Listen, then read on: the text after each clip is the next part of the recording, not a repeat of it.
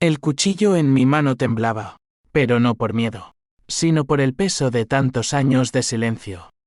Lo clavé en la mesa del comedor familiar, justo donde mi padre solía firmar los papeles que nos robaron la vida.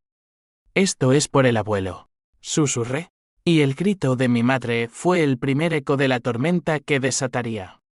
Nadie imaginaba que esa hoja no era de metal, sino de verdades enterradas bajo la sidra de Asturias. Me llamo Javier Ruiz, y mi vida se partió en dos la noche en que mi abuelo, don Manuel, me contó la verdad bajo el techo de paja de su cabaña en los montes de Asturias. Tenía 15 años entonces, y el viento del Cantábrico aullaba como un lobo herido, azotando las persianas de madera que crujían como huesos viejos. Asturias, esa tierra verde y traicionera, donde la niebla engulle secretos y la lluvia lava pecados que nadie confiesa. Mi abuelo, con su piel arrugada como corteza de roble y ojos azules que habían visto guerras y traiciones, me tomó la mano y dijo: «Hijo, no confíes en tu sangre. La familia es el primer ladrón que te roba el alma». Yo no entendía. ¿Cómo iba a entender? Mi familia vivía en Madrid, en un piso de lujo en Salamanca, con vistas al Retiro y armarios llenos de ropa que olía a dinero sucio. Mi padre, Antonio Ruiz, era un abogado de renombre, especialista en herencias y fusiones empresariales. Mi madre, Carmen, una mujer de porcelana fina, organizaba cenas con políticos y banqueros, siempre con una sonrisa que ocultaba colmillos.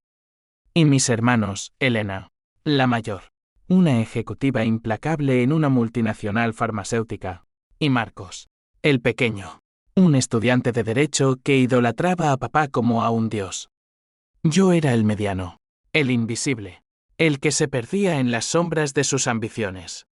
Pero todo empezó mucho antes, en esa cabaña asturiana donde mi abuelo se pudría solo. Don Manuel había sido el patriarca, el que levantó el negocio familiar, una cadena de sidrerías que se extendía desde Oviedo hasta Gijón, con viñedos que producían el néctar dorado que los asturianos llaman el sangre de la tierra. En los años 70, cuando Franco aún respiraba, él había invertido todo en esa empresa, sudando sangre para que sus hijos, mi padre y su hermana, mi tía Rosa, tuvieran un futuro. Pero la codicia es un virus que corroe desde dentro. Recuerdo el verano de 1995. Tenía 10 años y mi abuelo me llevó a Asturias por primera vez. El tren desde Madrid era un viaje eterno, con paradas en estaciones donde el humo de las locomotoras se mezclaba con el olor a pan recién horneado.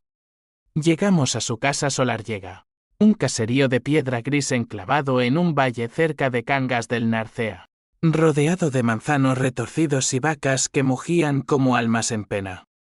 «Aquí es donde nací, Javier», me dijo, mientras me mostraba la bodega subterránea, llena de barriles que susurraban historias de vendimias pasadas. «Esta tierra es tuya, no de ellos». Mis padres llegaron una semana después, con maletas de diseñador y excusas preparadas. «Tenemos reuniones en Madrid, papá», decía mi padre, mientras firmaba papeles que yo no entendía. Aquellos documentos eran el principio del fin: hipotecas falsas, transferencias de acciones a cuentas offshore en las Islas Caimán. Mi tía Rosa, la oveja negra que se había casado con un constructor corrupto de Bilbao, estaba en el ajo. Juntos, mi padre y ella diluyeron las acciones de don Manuel, alegando deudas pendientes de la época franquista. El viejo perdió el control de su imperio en una sola firma, borracho de sidra y decepción. Yo lo vi todo desde las escaleras, escondido como un ratón. Mi abuelo lloró esa noche, no con sollozos, sino con un gemido gutural que me heló la sangre. «Me han matado, hijo», me confesó años después, cuando yo volvía solo a visitarlo, porque mis padres decían que Asturias es un agujero perdido. No hay futuro allí. Él se quedó solo, con una pensión miserable que apenas cubría el pan y el queso de cabra. La cabaña se deterioraba, goteras que formaban charcos como lágrimas, y ratas que correteaban por las vigas como testigos mudos de su abandono. A los Queens. Cuando me contó la verdad, su voz era un hilo rasgado. Tu padre falsificó mi firma, Javier. Rosa lo ayudó por una tajada del pastel. Vendieron las sidrerías a una multinacional vasca. Y el dinero. El dinero se evaporó en yates y amantes. Me mostró los papeles amarillentos, sellos notariales manipulados, extractos bancarios que gritaban robo. Pero no llores, mijo. La venganza no es un río que se seca, es un mar que ahoga. Sus palabras se clavaron en mí como espinas de brezo. Juré entonces, bajo la lluvia asturiana que azotaba el tejado, que algún día les haría pagar. No con balas, sino con la verdad, esa arma que corta más hondo que cualquier cuchillo. Los años pasaron como niebla sobre el Narcea. Volví a Madrid, terminé el bachillerato, entré en la universidad a estudiar periodismo. Mis padres me miraban con esa condescendencia de quienes creen haberlo ganado todo. Eres un soñador, Javier, decía mi madre, mientras organizaba su club de bridge con señoras de alta sociedad. Elena se casó con un banquero. Marcos se graduó con honores y entró en el bufete de papá. Yo, meanwhile, trabajaba en un periódico local, cubriendo crónicas de corrupción en el ayuntamiento. Cada artículo era un ensayo, un afilado de mi pluma contra ellos. Pero el abuelo empeoraba. Las cartas que me enviaba eran garabatos temblorosos, la soledad es un cáncer. Javier. Diles que vengan, aunque sea una vez. Se las mostraba a mi padre, quien respondía con un suspiro, estás senil, hijo. No hay tiempo para dramas rurales. En 2010, cuando yo tenía 25, don Manuel sufrió un derrame. Lo ingresaron en un hospital de Oviedo, una habitación compartida con olor a desinfectante y muerte. Mis padres no fueron. Demasiado lejos, dijeron. Yo pagué el billete con mis ahorros y me quedé a su lado, sosteniendo su mano huesuda mientras las máquinas pitaban como verdugos. Prométeme que no los perdonarás, murmuró, con la voz ahogada en flemas. Haz que sientan el vacío que me dejaron. Asentí, y en ese momento, el odio se cristalizó en mí como sidra en invierno. No era rabia ciega, era un cálculo frío, un plan que tejí en las noches de insomnio, revisando archivos, contactando abogados en Gijón, recopilando pruebas. Sabía que la verdad sola no bastaba, necesitaba el momento perfecto. El escenario donde el golpe resonara como un trueno en la Catedral de Oviedo. Años después, en 2025, el cáncer lo devoró.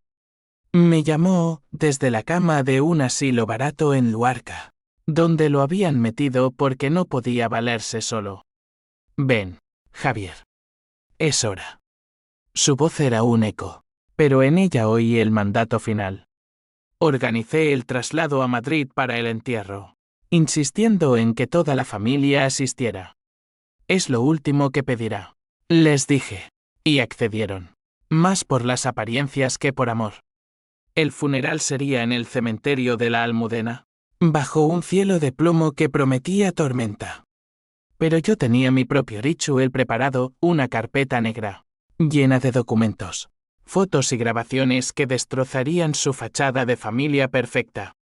Mientras preparaba el ataúd en Asturias, saqué el cuchillo de mi bolsillo, un viejo navaja asturiana, regalo de mi abuelo, y lo besé. Por ti, susurré. El viaje de regreso fue un descenso al infierno, con el cuerpo de don Manuel en la bodega del coche fúnebre, y mi corazón latiendo al ritmo de una marcha fúnebre. Madrid nos esperaba, ignorante de la avalancha que desataría. El entierro fue un circo de hipocresía, con mi familia pavoneándose como si el mundo les debiera reverencias.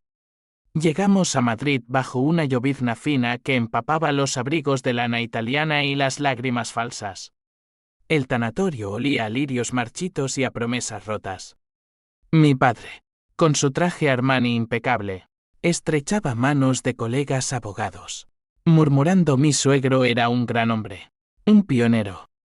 Mi madre, con un velo negro que le daba un aire de viuda trágica, consolaba a tías lejanas que apenas recordaban el nombre de don Manuel. Elena, ahora madre de 2 niños rubios y una ejecutiva con bonus millonarios, posaba para fotos en su móvil. Caption, despidiéndonos de un legado familiar. Marcos, el Golden Boy, recitaba anécdotas inventadas sobre las fabulosas cenas en Asturias. Yo me mantenía al margen, como un fantasma en mi propia pesadilla, sosteniendo la carpeta negra bajo el brazo. Había pasado meses perfeccionándola, copias de los contratos falsificados de 1995. Testimonios de empleados de las sidrerías que juraban haber visto a mi padre sobornando notarios. Extractos bancarios que trazaban el flujo del dinero robado hacia cuentas en Luxemburgo. Incluso una grabación de audio, hecha en secreto durante una visita en 2005, donde mi tía Rosa confesaba a mi abuelo: lo siento, Manuel, pero Antonio me convenció. Era o nosotros o tú. Cada página era una bala, el conjunto, un fusil ametrallador. La ceremonia en la capilla fue un monólogo de mi padre.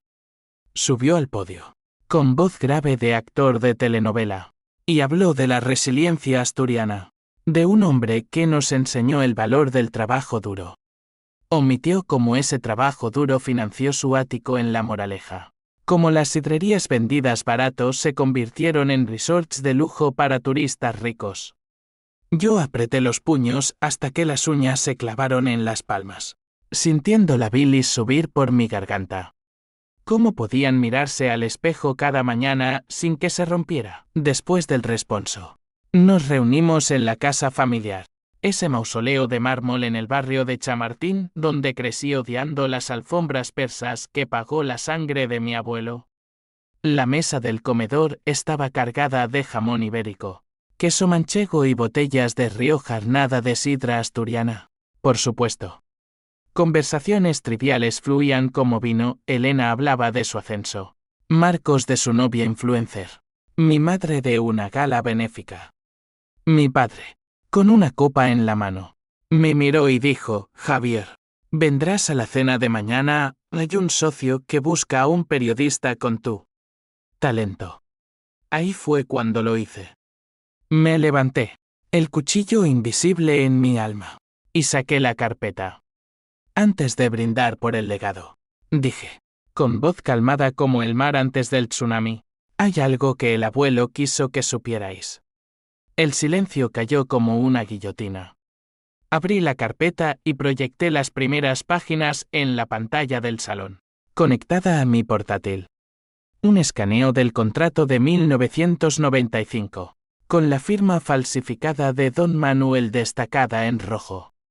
Esto, anuncié, es como papá y tía Rosa lo despojaron de todo. No fue una deuda, fue un robo en toda regla. El jadeo colectivo fue música. Mi madre palideció, dejando caer su copa que se rompió en 1000 cristales como su fachada. Javier, ¿estás loco? ¿De dónde sacas eso? Chilló Elena, pero sus ojos traicionaban el pánico. Mi padre se irguió, rojo como un toro en la plaza de las ventas. Eso es calumnia. Tu abuelo era un alcohólico que dilapidó la fortuna. Mentira. Yo tenía los informes médicos, las declaraciones de vecinos en Cangas que juraban que don Manuel no bebía más que un vaso al día. Les mostré todo, las transferencias a cuentas en paraísos fiscales, los sobornos a inspectores de Hacienda, incluso fotos de mi tía Rosa en un yate en Marbella, comprada con dinero asturiano. Marcos balbuceó: hermano, ¿por qué ahora? Es el funeral. Porque el abuelo murió solo, olvidado como un trapo viejo, respondí. Y mi voz se quebró por primera vez, revelando el abismo de dolor que cargaba. Lágrimas calientes rodaron por mis mejillas. No de tristeza, sino de furia purificadora. La discusión estalló como pólvora. Mi padre me acusó de traición filial. Mi madre de ser un resentido por no haber triunfado como mis hermanos. Elena llamó a su marido, exigiendo que llamara a un abogado. Pero yo no paré. Reproduje la grabación, la voz de mi tía, ronca de culpa, admitiendo el complot. Dios mío, Rosa, murmuró mi padre. Y por un segundo, vi el crack en su armadura, el miedo de un hombre que sabe que el imperio se desmorona. Salí de la casa esa noche, dejando la carpeta sobre la mesa como una bomba sin desactivar. Caminé por las calles de Madrid, bajo la lluvia que lavaba el asfalto como lágrimas de la ciudad.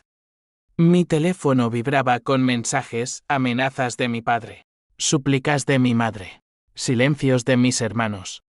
Pero en mi pecho, por primera vez en años, sentí una paz gélida. La venganza había empezado, pero no era el final. El twist, el verdadero golpe, aún estaba por venir. Mientras tanto, en Asturias, los fantasmas se removían. Llamé a un contacto en Oviedo, un detective privado que había contratado meses atrás.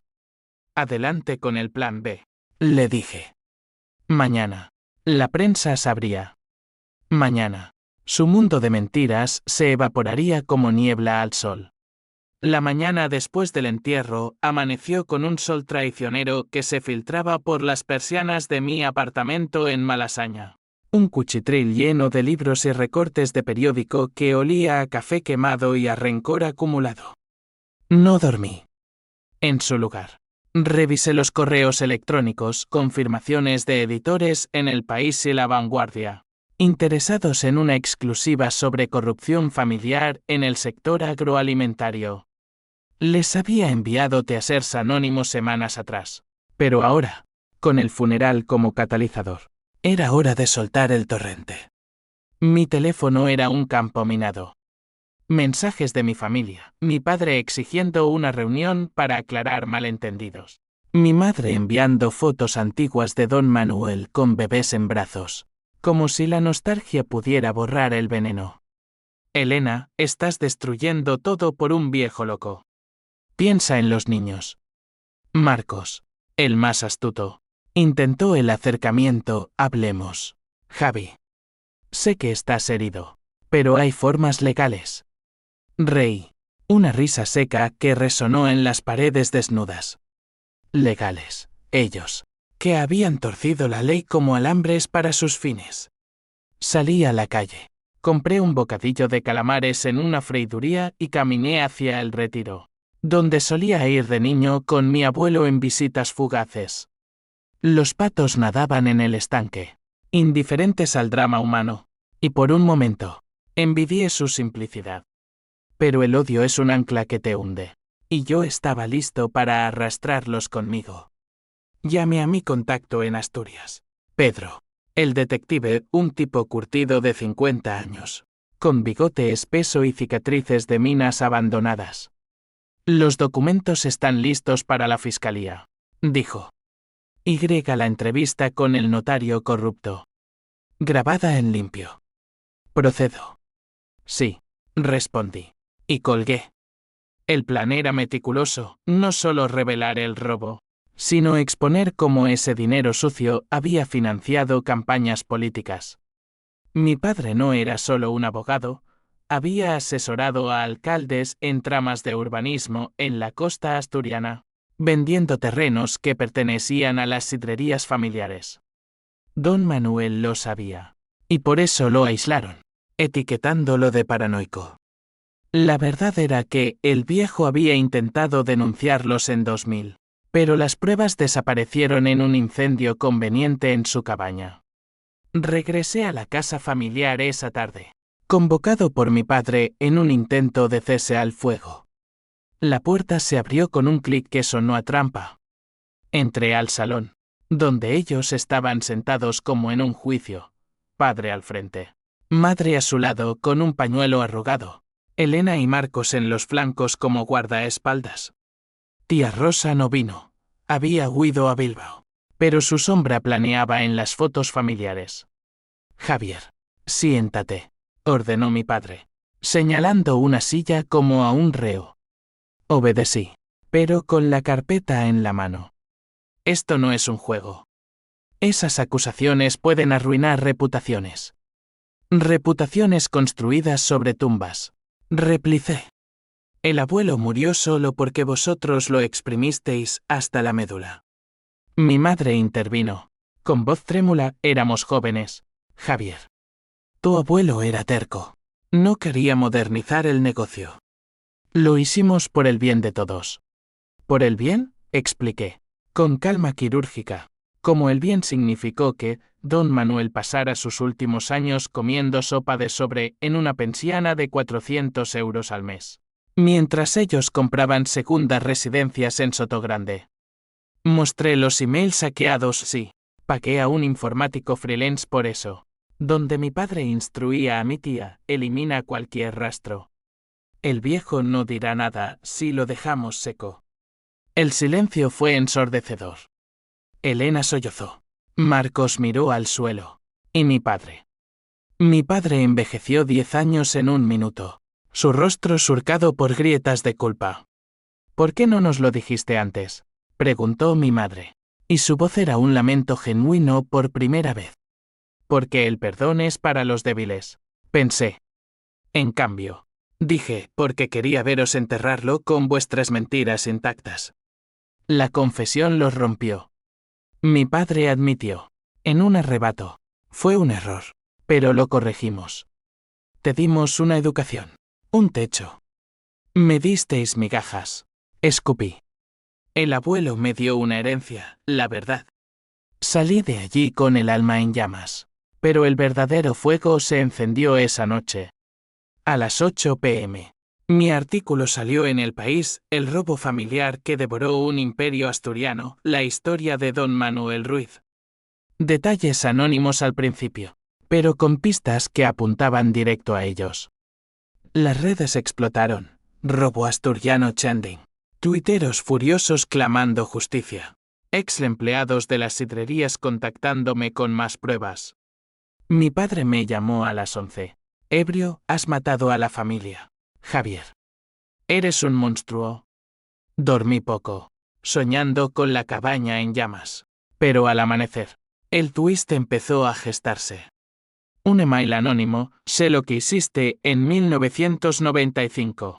Pero tú también tienes secretos. Reúnete conmigo en el retiro. Mediodía. Mi corazón se aceleró. ¿Quién? ¿Un aliado o un enemigo? Mientras me vestía. Recordé las palabras de mi abuelo, la venganza es un espejo, refleja lo peor de ti. Por primera vez, dudé.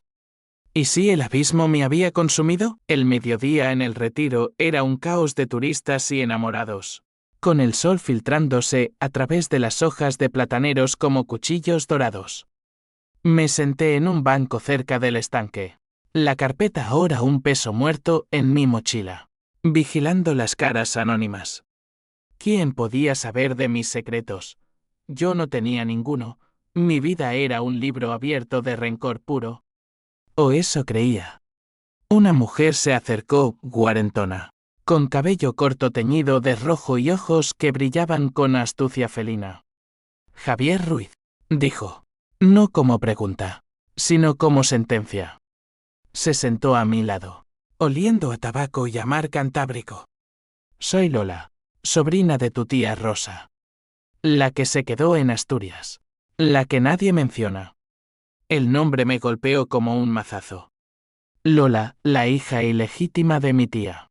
La vergüenza familiar que enviaron a un internado en Salamanca para corregir errores. No vengo a suplicar, dijo, sacando un sobremanila de su bolso. Vengo a equilibrar la balanza.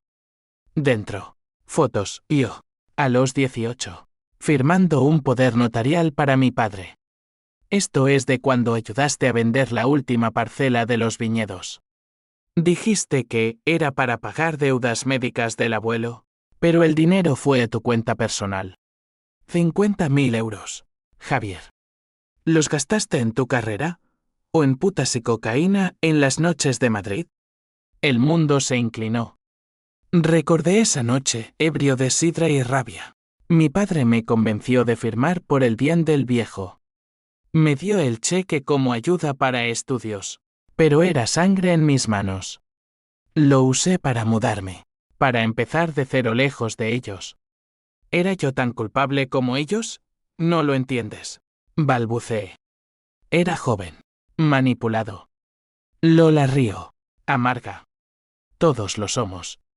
Pero tu artículo ha destrozado a mi madre. Rosa está en el hospital. Infarto. Y ahora, la fiscalía llama a puertas. El pánico me invadió. No por mí, sino por el legado de mi venganza. Si salía a la luz mi firma, el twist me convertía en cómplice. Únete a mí, propuso Lola. Tenemos más pruebas. Podemos hundirlos del todo, pero limpiarte a ti. Dudé. Ella era el personaje intermedio que no esperaba, no villana, no heroína, sino un espejo de mi propia fractura. Hija abandonada como yo, pero en lugar de odiar, calculaba. Regresé a casa, el sobre quemándome en el bolsillo. Llamadas de la familia, mi madre histérica. La policía viene. Javier, por tu culpa. Mi padre. Frío, te arrepentirás. Elena había renunciado a su puesto. Marcos enfrentaba una auditoría en el bufete. El caos se extendía como hollín, inversores retirándose, amigos distanciándose, la prensa acampando en su puerta. Pero en mi interior, el conflicto rugía, seguir la venganza o confesar mi parte. Arriesgando todo, esa noche, conduje a Asturias. 500 kilómetros de autopista bajo la luna, con la radio escupiendo noticias sobre el escándalo Ruiz. Llegué a la cabaña del abuelo al alba, ahora mía por testamento secreto que él me dejó. El lugar estaba intacto, polvoriento como un ataúd abierto. Me senté en su sillón de cuero raído, sosteniendo la navaja, y lloré.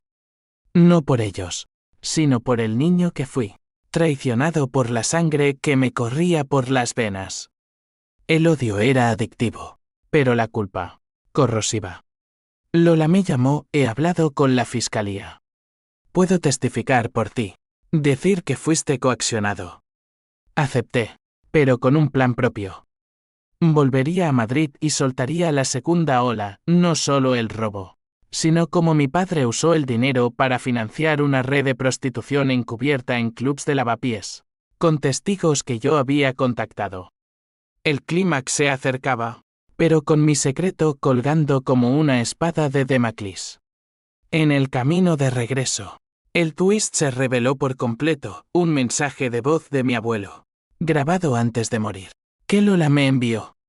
Javier, si escuchas esto, es porque has empezado la venganza. Pero recuerda, el verdadero ladrón es el que roba su propia paz. Perdónalos, o te consumirán. Lágrimas nublaron la carretera. Perdonar, imposible. Pero el duda plantada germinaba. Madrid hervía como una olla a presión cuando regresé. Con sirenas lejanas y titulares en neón, abogado estrella implicado en fraude multimillonario. Mi familia era un castillo de naipes derrumbado. Mi padre arrestado por perjurio. Esposado en la puerta de su bufete ante flashes de cámaras. Mi madre ingresada por ansiedad. Murmurando oraciones en una habitación blanca de hospital. Elena divorciándose en medio del escándalo. Con custodia disputada por influencia tóxica. Marcos suspendido de la universidad. Su futuro evaporado como humo. Yo era el paria y el profeta. Acosado por periodistas que me llamaban el vengador de Asturias. Me escondí en un hotel cutre en Usera, rodeado de inmigrantes que me miraban con curiosidad, bebiendo cervezas tibias mientras planeaba el golpe final. Lola llegó esa noche, con una botella de sidra casera y ojos que reflejaban mi tormenta interior. La fiscalía te citará mañana, dijo, sirviendo en vasos sucios. Pero primero, terminemos esto. Juntos, preparamos el video, una confesión compilada. con mi voz narrando el robo, intercalada con imágenes de la cabaña abandonada, el hospital de Oviedo, el yate de mi tía. Lo subimos a YouTube y lo enviamos a todas las cadenas TV, Antena 3, incluso al telediario asturiano. Por Don Manuel, titulé. A las 2 a.m. Ya tenía 1 millón de vistas. Comentarios llovían, justicia para los olvidados. Los ricos siempre quieren igual. Pero el clímax no fue digital, fue visceral. Al amanecer, conduje al juzgado de Plaza de Castilla, donde mi padre declararía. La sala estaba abarrotada, reporteros, curiosos, un puñado de asturianos expatriados con banderas verdes. Entré como testigo, pero con la navaja en el bolsillo, no para herir, sino para recordarme el límite. Mi padre, desaliñado en un traje arrugado, me vio y palideció. Hijo, empezó el juez, pero yo lo interrumpí, no soy su hijo. Soy el eco de un hombre que matasteis. La declaración fue un torbellino. Detalle cada traición, la firma falsificada. Los sobornos. Mi propia complicidad a los 18 la confesé yo mismo, arrancando jadeos de la galería. Firmé porque creí que salvaba al abuelo, pero era parte del veneno. Mi padre se derrumbó en el banquillo. Sollozando, lo hice por vosotros, por un futuro mejor. Mentira. Lola testificó después, con voz de acero, por un futuro mejor para vosotros, no para él. Mi madre me lo confesó en su lecho de muerte anoche. Infarto masivo. Y su último aliento fue, dile a Javier que lo siento. El tribunal se congeló. Mi tía muerta, el twist definitivo. Una muerte que cerraba el círculo pero abría heridas frescas. Lágrimas mías. Reales esta vez. Por la mujer que, en su codicia, también fue víctima de mi padre. El juez ordenó detención inmediata. Mi padre fue esposado de nuevo, gritando, maldito seas. Javier, nos has destruido. Salí del juzgado bajo una tormenta de flechis, con Lola a mi lado, y el mundo aplaudiendo mi justicia poética. Pero en el coche, el vacío me golpeó. La venganza era dulce como sidra, pero amarga como hiel. Mi madre me llamó desde el hospital, ven, por favor. No queda nada. Fui, y la encontré frágil, tubos en los brazos. Perdóname, susurró. Te fallamos a ti también. La abracé, sintiendo su cuerpo temblar, y por un segundo, el odio se disipó. No perdoné, solo solté. Esa noche, solo en el hotel, reproduje el mensaje de mi abuelo. Perdónalos, o te consumirán. Destrocé la navaja contra la pared, fragmentos de metal como mi alma rota. La familia estaba destruida, cadenas perpetuos morales, divorcios, ruina financiera. Pero yo había ganado. Los meses siguientes fueron un purgatorio gris, con Madrid convertida en un laberinto de juicios y titulares que se desvanecían como humo. Mi padre cumplió 2 años en Soto del Real. Su imperio reducido a visitas conyugales que mi madre ya no hacía. Elena emigró a Barcelona con sus hijos, cortando lazos como se corta una vena. Marcos se rehabilitó en un centro de adicciones, el estrés lo había hundido en pastillas, emergiendo como un extraño que me escribía cartas de arrepentimiento. Yo, meanwhile, vendí la historia a un productor de Netflix, Sombras de Asturias. Una serie que ganó Emmys y me dio royalties para restaurar la cabaña. Regresé a Cangas del Narcea en primavera de 2026, cuando los manzanos florecían en blanco y rosa, un tapiz que ocultaba las cicatrices del invierno. La cabaña, ahora mía, bullía de vida. Contraté a jornaleros locals para limpiar la bodega, plantar nuevas vides de manzana reineta. Lola se mudó conmigo. No como amante aún no, sino como socia en este renacer. Somos los herederos verdaderos, dijo una noche, mientras escanciábamos si trabajo las estrellas, el chorro dorado cayendo en arco como una bendición asturiana. Pero la paz era frágil. Sueños me asaltaban, mi padre en la celda, mi madre marchita en una residencia, el rostro de mi tía en su ataúd. El perdón no venía, en su lugar. Una aceptación dura, como la corteza de un queso curado. Visité a mi madre en su nuevo piso modesto en Vallecas, donde vendía bisutería online para sobrevivir. Has cambiado, me dijo, tocando mi mano. El abuelo estaría orgulloso. Mentí, sí, lo estaría. Pero en su mirada vi el reflejo de mi propia pérdida, una familia hecha jirones. Irreparable. El último acto fue en el aniversario de la muerte de don Manuel, un año después. Organicé una ceremonia privada en el cementerio de Huarca, con el mar rugiendo abajo como un coro fúnebre. Solo Lola y yo, y una caja de sidra enterrada a los pies de su lápida. Por las verdades que liberan, brindamos. Pero el verdadero cierre vino en una carta a mi padre, que le envié por correo penitenciario. Te odié porque eras el monstruo. Pero ahora veo que todos lo somos. No te perdono, pero te libero. Vive con ello. Regresé a la cabaña, y por primera vez, el viento del Cantábrico sonó como una canción, no como un lamento. La venganza me había vaciado, pero en el vacío, planté semillas, una nueva sidrería, ética, para ex empleados estafados, un podcast sobre herencias robadas, donde Lola y yo dábamos voz a los silenciados. La familia biológica se disolvió, pero construí otra, de aliados, de supervivientes. A veces, en las noches de niebla, oigo la voz de mi abuelo, la venganza es un mar que ahoga. Sobreviví al ahogo, emergiendo con cicatrices que cuentan una historia. No de triunfo, sino de supervivencia. En Asturias, la tierra perdona, pero no olvida. Y yo, Javier Ruiz, soy su hijo legítimo, marcado, pero entero.